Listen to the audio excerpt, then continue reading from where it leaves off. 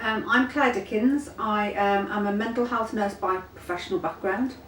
So I've spent a large proportion of my career at the acute end of provision, and then around 4 or 5 years ago came to the university as its mental health coordinator. So I had a strategic bird's eye view role and very much a coalface role too in terms of offering provision and support to students.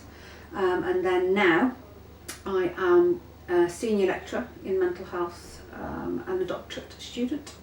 I think one of the problems that we've got is that maybe we've overcomplicated mental health. There's so many terms that are branded around. I don't think we all know what we're talking about. We don't have a collective idea or baseline understanding about what we're talking about, and that's where you'll hear terms like mental health, ill health, well-being, emotional health. Well, what are we actually talking about? What I've sought to do with some of the work that I've done here at the university with 3 Minutes to Save a Life is deconstruct people's understanding back, clear out some of the clutter, and just look at what we've actually proven in mental health, and that arguably every human being has a brain that's designed to respond to threat and kindness or excitement. Yeah, and that's work presented by Paul Gilbert, who looks at principles of compassion. And I think if we get that baseline understanding that actually as human beings we're more alike than we're unalike, and that we respond to threat and excitement in pretty much the same way, and it is very much a physiological experience. Paul Gilbert would argue that the brain affiliates that response when we're threatened, and eventually it will calm down. But for some individuals, when they have so many things flying at their brain and that affiliation struggles to keep up, that's when symptoms of what we perceive to be mental illness can begin to emerge.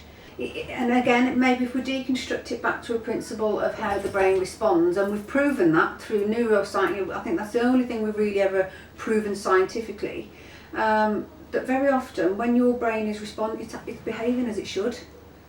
We can't have a day in our life without anxiety, because if we did, we'd be dead. You know, have you ever stepped out into the road and then you get that tummy churn, you think, oh damn, there's a car coming. If it weren't for that threat, get ready, and you wouldn't survive. Obviously it can become debilitating when the brain struggles to affiliate that response, and again, as I say, Paul Gilbert and others, Lucy Johnston would argue that that's when the brain can force you into not behaviour, that's the wrong word, but to distance. But as I say, my view in a nutshell would be that maybe there's a risk we've overcomplicated our understanding of mental health. Human beings are designed to connect, we need each other. We don't do very well on our own. And I think that very often when individuals are experiencing distress, they will seek connection with another human being to try and affiliate that response, get reassurance about some of the issues that they have. Social media obviously has that outlet. There's a level of anonymity about it, the fact that you could go on there and name yourself Mickey Mouse. There's nothing that can really, you can have that level of anonymity.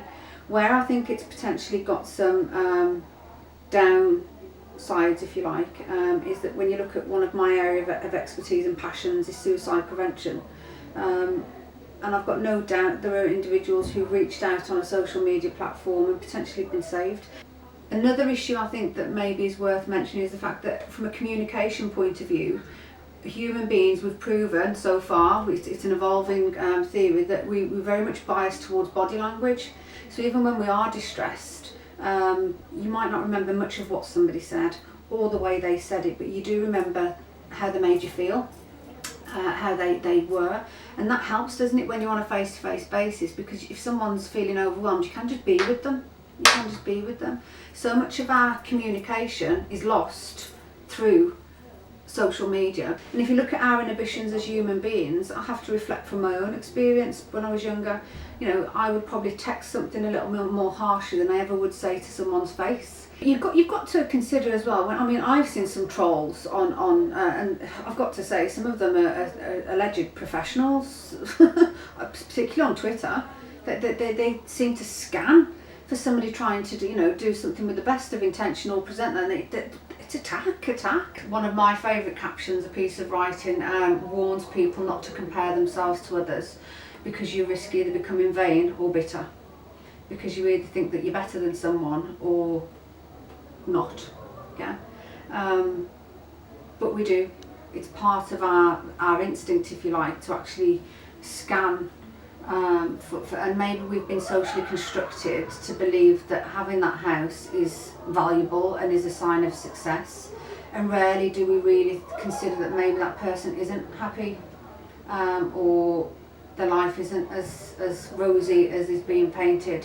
We don't do that, do we? We just potentially skim because you think, well, I'm not of that world, or I want to be, I aspire to be, or I'm not. Why are we constructing society to think that that stuff is valuable and only that is valuable? Maybe I think if we conditioned our brain to focusing on some of the little snippets of hope, I don't know, it is very disconnected, isn't it? I think with others, Twitter I tend to use for professional connections, and if I'm honest, keeping my information up to date and networking, it's fantastic, you know, having stuff when it's hot off the press. Instagram, I just didn't feel that it added any value, because you are just literally posting pictures. And then would I put a picture of myself when I woke up at 6 o'clock in the morning and my hair was out here and, you know, I've got mascara? I wouldn't, would I? Yeah. One of my concerns, and this is me speaking reflexively as a mother, and a mother of a 12-year-old who feels like he's got his phone surgically inserted into his arm.